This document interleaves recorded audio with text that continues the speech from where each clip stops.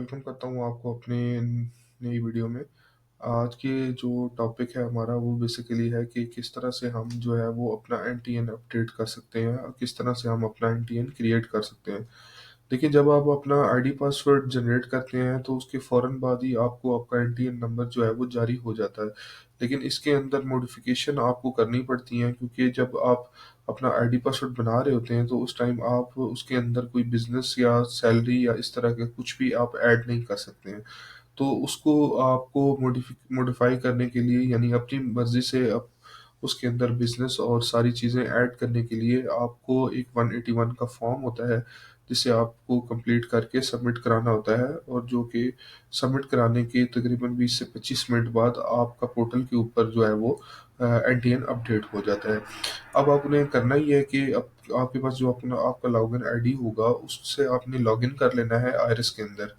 और जब आप आइरिस के अंदर लॉगिन कर लेंगे तो आपकी लेफ्ट साइड पे रजिस्ट्रेशन का एक ऑप्शन आपको नज़र आ रहा होगा। इस पे आपने क्लिक कर लेना है और यहाँ पे आपको दो किस्म के फॉर्म नज़र आ रहे होंगे, लेकिन आपने 181 form of registration filed for modification income tax, इस पे क्लिक करना है, क्योंकि आपने मॉडिफिकेशन करनी है अपने एनटीएन के अंदर। तो हम इस पे क्लिक कर लेते हैं। अब यहाँ पे सवाल आता है कि यहाँ पे आपको टैक्स पीरियड कौन सा देना है।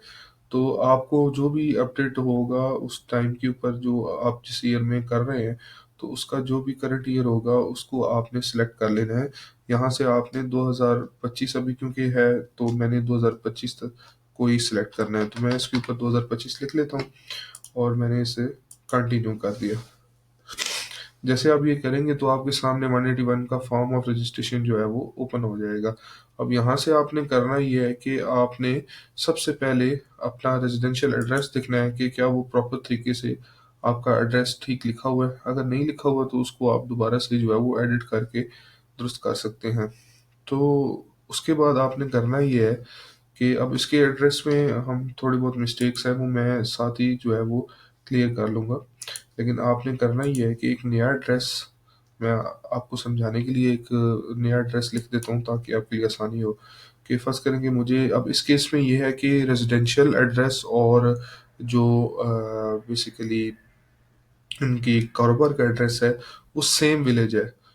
क्योंकि उनका विलेज के अंदर ही जो है वो शॉप है, इसलिए हम यहाँ पे रेज़िडेंशियल एड्रेस ही सिलेक्ट करेंगे। लेकिन अदर देन ये होगा कि अगर फ़र्ज़ करें कि उसका किसी सिटी में या एड्रेस चेंज है, यानी विलेज के उसके घर का एड्रेस कोई और है और कारोबार का एड्रेस कोई और है, तो उस सूरत में फिर आपको कमर्शियल प्रॉपर्टी सेलेक्ट करना होगा। लेकिन अभी फ़िलहाल हम रेज़िडेंशियल प्रॉपर्टी ही सिलेक्ट करेंगे और यहाँ से हम हाउस को सिलेक्ट कर लेंगे फॉर्म के अंदर आके। आपने यहाँ से हाउस सिलेक्ट कर लेना है। मेजरमेंट यूनिट के अंदर आप अदर करेंगे, अगर आप जानते हैं कि जो एड्रेस आप दे रहे हैं घर का या ऑफिस का, अगर वो क्लाइंट आपको इंफॉर्मेशन देता है कि वो कितने मरले में है, तो आप उसका एरिया जो है वो इंटर कर सकते हैं। नहीं तो आप अदर सेलेक्ट करके टोटल एरिया वाले जो बॉक्स है उसको आप ब्लैंक भी छोड़ सकते हैं। अब यहाँ पे आपको एड्रेस के लिए 3 बॉक्सेस दिए गए हैं, जिसमें यूनिट नंबर, कॉम्प्लेक्स स्ट्रीट और एरिया है। अब इन तीनों के अंदर आपने एड्रेस जो है वो डिवाइड करके लिखना होगा। अब मैं इसका डिवाइड करके एड्रेस लिख लेता हूँ।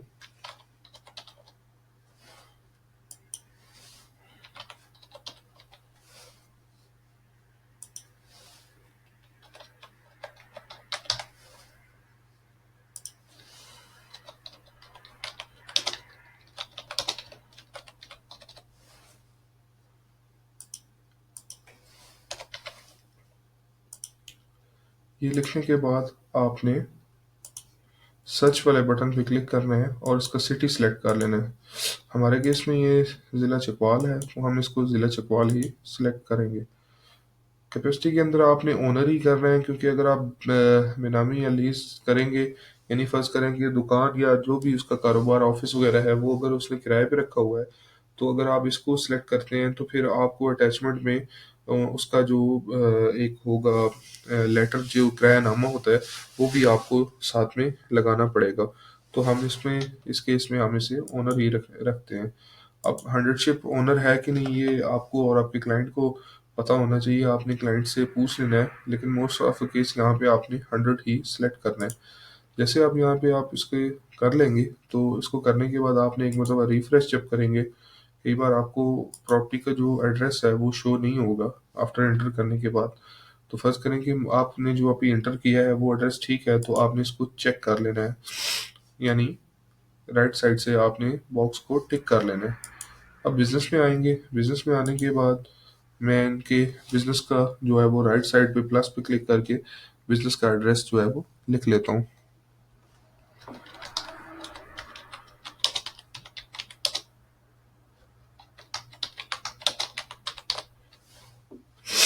ये मैंने इनके बिजनेस का एड्रेस लिख लिया। अब एक्विजिशन डेट यानी उन्होंने अपना कारोबार कब शो किया, अगर तो आपको पता है कि उन्होंने अपना कारोबार कब शो किया तो आप उसी मंथ या उसी ईयर की डेट डाल लें। अगर नहीं पता तो आप फिर सेम डेट जिस दिन आप बना रहे हैं उसी की डेट आप सिलेक्ट कर सकते हैं। अब इधर भी क्योंकि अगर वो किराए पे है काम तो या आप लिख सकते हैं, लेकिन मोस्ट ऑफ द केस हम यहाँ पे ओनर ही सिलेक्ट करते हैं। अब आप राइट साइड पे प्लस पे क्लिक करेंगे और यहाँ से प्रिंसिपल एक्टिविटी को आप टिक कर लेंगे। सर्च में आने के बाद अब आप उसकी बिजनेस की कैटेगरी जो है वो सिलेक्ट करेंगे। अब एफबीआर ने कोई क्लियर कट तो कैटेगरी हर एक कारोबार के लिए बनाई नहीं होती, तो आपने खुद देखना है कि वो कारोबार रिटेल पे है, वो कारोबार सर्विस बेस्ड है या किस बेस्ड है। तो आपने उस रिलेटेड ही अपनी जो है वो एक्टिविटी फाइंड करके उसको जो है वो इंटर कर देना है। हमारे केस में क्योंकि ये सेल का काम कर रहे हैं, बेसिकली ये खल मंडे का जो है वो काम कर रहे हैं, तो इसमें हम क्योंकि वो रिटेल पे बेच रहे हैं होलसेल परचेज करके, तो हम इनको रिटेल में ही लेके जाएंगे। रिटेल में आपने रिटेल जब लिखेंगे तो सर्च करने के बाद आपको 5वें नंबर पे एक लाइन मिलती है, retail sale in non specialised store, other retail sale in non specialised store. इसको आपने सेलेक्ट कर लेना है। सेलेक्ट करने के बाद आपने आपको पता हो कि कारोबार की डेट कौन सी है तो आपने वो सेम डाल देनी है, नहीं तो जो आज के दिन की होगी डेट वही आप डाल देंगे। और उसको ओके करने के बाद फिर आप एक मरतबा ओके करेंगे। जैसे ही आप ओके करते हैं तो आपका जो बिजनेस है वो बेसिकली शो हो जाएगा, लेकिन इसका नीचे एड्रेस नहीं शो होगा। तो उसके लिए जो आपने यहाँ पे अगर बिजनेस का अलग से एड्रेस है तो आपने लिखा होगा, तो आपने पहले प्रॉपर्टी में वो एड्रेस लिख लेना है। उसके बाद जब इसका बिजनेस आप ऐड कर लेंगे तो फिर आपने दोबारा जो सेकंड नंबर पे आपको प्लस नजर आ रहा है इस पे आपने दोबारा क्लिक करना है और यहाँ से आपने टिक कर लेना है, उस लिंक कर लेना है बेसिकली जो उसका एड्रेस होगा। जैसे आप ओके करेंगे तो आप इसको डबल क्लिक करें, देखिए ये नीचे हमारा एड्रेस जो है वो ऐड हो चुका है।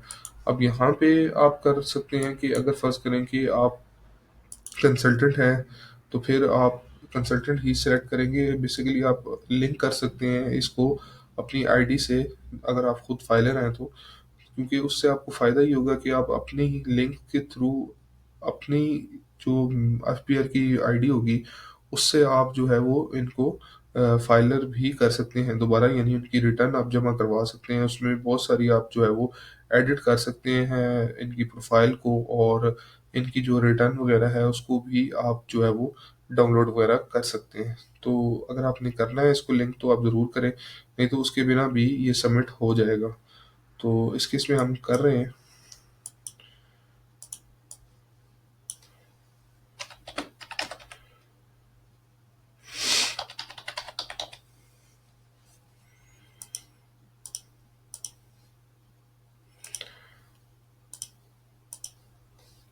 लिंक करने के बाद यहाँ पे अब बेसिकली वो आपको एविडेंस मांग रहा है 181 form of registration file for modification का, और जो कि आप प्रिंट करके इसको अटैच लगा सकते हैं इसी फॉर्म को।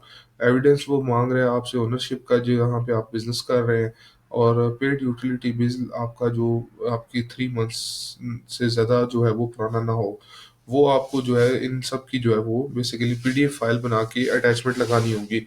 लेकिन मोस्ट ऑफ द केस ये होता है कि अगर क्लाइंट आपको ये इन्फॉर्मेशन नहीं भी देता तो आप एक ऑफिस की फाइल बना के या कोई भी पीडीएफ फाइल बना के आप इसके साथ अटैच करके इसको सबमिट करवा सकते हैं। तो ये एक फॉर्मेलिटी के तौर पे होता है, लेकिन बेसिक जो कानूनी तरीका है या जो लीगल तरीका है उसके थ्रू आपने ये तीनों चीज़ें जो है वो पीडीएफ जो है इसके अंदर ऐड करके तो फिर आपने इसको सबमिट कराना है। तो मैं इस केस में सिर्फ पीडीएफ एक इंटर कर लेता हूँ।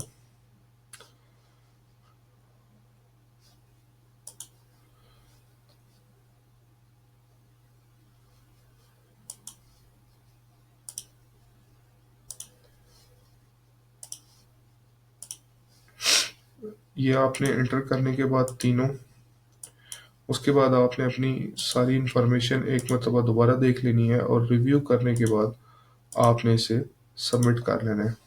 अब बैंक अकाउंट का जो ऑप्शन है ये ज़रूरी नहीं होता, अगर आप इसके बिना भी सबमिट कर सकते हैं, क्योंकि आपने टैक्स रिटर्न में इस बैंक अकाउंट मेंशन करना होता है। लेकिन अगर आपके पास अवेलेबल है इन्फॉर्मेशन तो आप यहाँ पे इन्फॉर्मेशन सारी दे सकते हैं उनके बैंक की। तो जब ये सारी इन्फॉर्मेशन कंप्लीट हो जाए तो आपने सिंपली इसको जो है वो सेव करके सबमिट कर देना है। जब आप ये इंटर कर देंगे तो ये फॉर्म आपके पास आउट बॉक्स में अवेलेबल होगा। जैसे ही ये आउट बॉक्स से कंप्लीट टास्क के अंदर आएगा तो आपका जो एनटीएन होगा वो अपडेट हो जाएगा। ये मोस्ट ऑफ द केस 25 से 30 मिनट के अंदर यानी आधे घंटे के बाद ये पोर्टल पे अपडेट हो जाता है। तो उम्मीद करता हूँ कि आपको मेरी ये वीडियो जो है वो पसंद आई होगी। अगर आपको पसंद आई है तो प्लीज़ इसको लाइक करें और इस चैनल को लाजमी सब्सक्राइब करें, क्योंकि मैं ऐसी मज़ीद वीडियोस आगे जो है वो फ्यूचर में लाने वाला हूँ। इंशाल्लाह मिलता हूँ मैं आपको नेक्स्ट वीडियो में। अल्लाह हाफ़िज़।